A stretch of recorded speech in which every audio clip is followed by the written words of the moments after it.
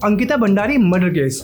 ये murder case भी उन्हीं मर्डर केसेस में से एक है जिन्हें पॉलिटिकल लीडर्स के बिगड़ैल बच्चों द्वारा ही अंजाम दिया गया, क्योंकि इन राजनेताओं के बच्चों को अपने पिताजी के नेता होने पर ऑब्वियसली बाहुबली वाली फीलिंग आने लगती है, जिसके बाद इन्हें ऐसा लगने लगता है कि लॉ एंड ऑर्डर तो अब हमारी जेब में है, जिस वजह से अक्सर इन नेताओं के बच्चे ये सब क्राइम कर देते हैं। और इंटरेस्टिंग बात यह है कि इतना सब कुछ हो जाने के बाद भी मेन स्ट्रीम मीडिया में ये कभी भी मुद्दा नहीं बनता और कुछ महीने बाद मामला ठंडा भी हो जाता है। तो चलिए सबसे पहले बात कर लेते हैं कि आखिर अंकिता भंडारी मर्डर केस की पूरी कहानी क्या है।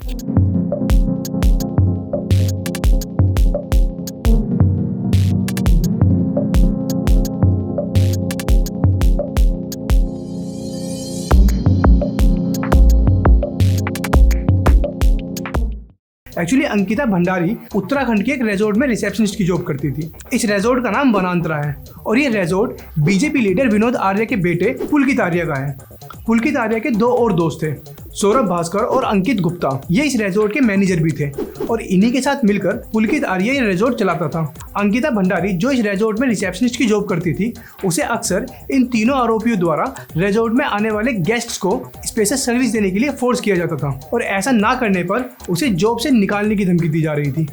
लेकिन अंकिता ने इन लोगों की बात मानने से साफ मना कर दिया, जिसके बाद से ही वो अपनी जॉब को लेकर काफ़ी परेशान रहने लगी थी। उसके साथ इस रिजॉर्ट में जो भी कुछ हो रहा था वो उसे व्हाट्सएप चैट के जरिए अपने एक दोस्त के साथ शेयर कर रही थी। चैट में उसने अपने दोस्त से कहा कि रिजॉर्ट में आने वाले वीआईपी लोगों को स्पेशल सर्विस देने के लिए मुझ पर दबाव बनाया जा रहा है और रिजॉर्ट के कर्मचारियों को भी पीटा जाता है, जिसके चलते कई कर्मचारी रिजॉर्ट से नौकरी छोड़ने वाले हैं। 18 सितंबर की शाम को करीब 8 बजे पुलकित आर्य अंकिता भंडारी को ऋषिकेश लेके जाता है, जिसमें उसके साथ सौरभ और अंकित भी अलग अलग गाड़ियों में होते हैं।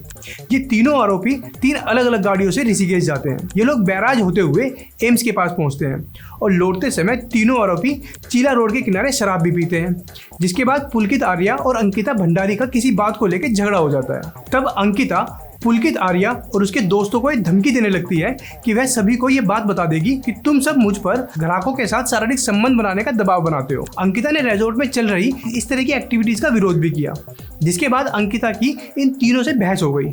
अंकिता ने रिजॉर्ट में चल रहे इस तरह की एक्टिविटीज को सबके सामने एक्सपोज करने की धमकी भी दी थी, जिसके बाद 18 सितंबर से ही अंकिता भंडारी मिस्टीरियसली गायब हो गई। इसके बाद 19 सितंबर की सुबह मुख्य आरोपी पुलकित आर्य ने पुलिस को फोन कर अंकिता भंडारी की गुमशुदगी की बात कही, लेकिन ड्यूटी पर तैनात पटवारी वैभव प्रताप ने कहा कि गुमशुदगी की रिपोर्ट 24 घंटे बाद दर्ज होती है।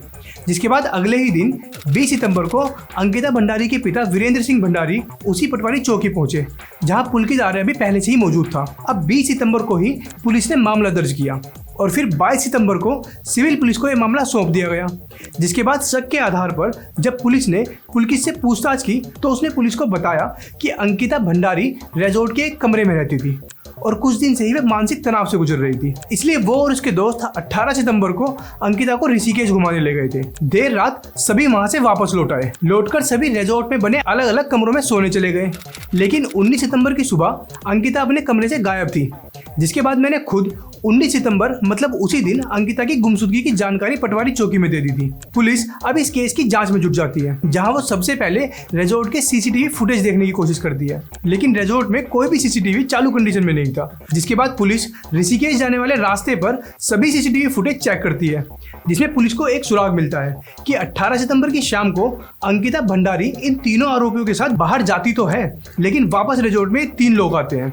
जबकि अगले दिन यानी 19 सितंबर को पुलकित चौकी में आकर यह कहता है कि अंकिता भंडारी अपने रूम से गायब थी। पुलकित की यह कहानी झूठ निकलते ही पुलिस का शक गहरा गया और उससे पूछताछ शुरू हुई। लेकिन इसी दौरान पुलिस को पुलकित और उसके 2 दोस्तों के खिलाफ एक स्ट्रॉन्ग एविडेंस मिलता है और वो था अंकिता भंडारी की वो चैट जिसमें वो अपने एक दोस्त से ये कहती है कि रिजॉर्ट में मुझ पर गलत काम करवाने के लिए दबाव बनाया जा रहा है और यही अंकिता भंडारी की आखिरी चैट भी थी। अब पुलिस ने पुलकित से सख्ती से पूछताछ करना शुरू किया, जिसके बाद सच सबके सामने आ जाता है और आरोपियों ने अंकिता को गंगा में धकेल देने की बात कबूल की जिसके बाद रेस्क्यू एजेंसियों को अंकिता का शव चीला पावर हाउस के पास एक नहर में मिला, जिसके बाद अंकिता की बॉडी को पोस्टमार्टम के लिए भेज दिया गया।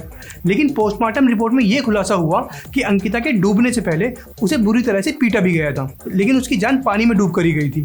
अब ये आरोपी पकड़े गए थे, जिसके बाद इन्होंने सब कुछ खुद ही कबूल लिया। आरोपियों ने पकड़े जाने के बाद बताया कि 18 सितंबर की शाम पुलकित व अंकिता रिजॉर्ट में थे। तब उनमें किसी बात को लेकर विवाद हुआ। पुलकित ने सौरभ और अंकित से कहा कि अंकिता गुस्से में है, इसे लेकर बाहर ऋषिकेश चलते हैं, और हम तीनों अलग अलग गाड़ियों से ऋषिकेश चल दिए। हम लोग बैराज होते हुए एम्स के पास पहुंचे। लौटते समय हम तीनों ने चीला रोड के किनारे शराब पी। वहीं हमारी बहस अंकिता से हो जाती है, जिसके बाद पुलकित और अंकिता के बीच हाथापाई भी हो जाती है, और इसी के चलते गुस्से में हम उसे पानी में ढकेल देते हैं। अब ये केस पूरी तरह सुलझ चुका था, लेकिन सरकार और पुलिस इन दोनों की ही कार्रवाई पर कई सवाल उठते हैं। जैसे अंकिता की बॉडी मिलने से पहले ही रिजॉर्ट के सिर्फ उस पार्ट को गिराया गया जहां अंकिता रहती थी। मतलब शनिवार को अंकिता का शव नहर से निकाला जाता है, लेकिन इससे पहले ही शुक्रवार को रिजॉर्ट का सिर्फ एक ही कमरा बुलडोजर भेजकर गिरवा दिया गया। अभी पुलिस मामले की जांच ही करने में लगी थी। ऐसे में रिजॉर्ट और अंकिता के कमरे से पुलिस ने फोरेंसिक सैंपल इकट्ठा कर सील कर दिया था। विक्टिम और क्रिमिनल जिस जगह पर आखिरी बार दिखाई दिए वहां फोरेंसिक और मटेरियल एविडेंस मिलने की स्ट्रॉन्ग पॉसिबिलिटी होती है, और यही कारण भी था कि प्रशासन ने रिजॉर्ट को सील करने के आदेश दिए थे। कमरे को बुलडोजर भेजकर तुड़वा दिया गया और सारे सबूत नष्ट कर दिए गए। ऐसे में पुलिस के लिए मौके से एविडेंस कलेक्ट कर पाना जरा भी आसान नहीं होगा, और according to the law evidence के साथ छेड़छाड़ करना एक अपराध है। लेकिन ये अपराध किसके अगेंस्ट दर्ज किया जाएगा ये कोई नहीं जानता।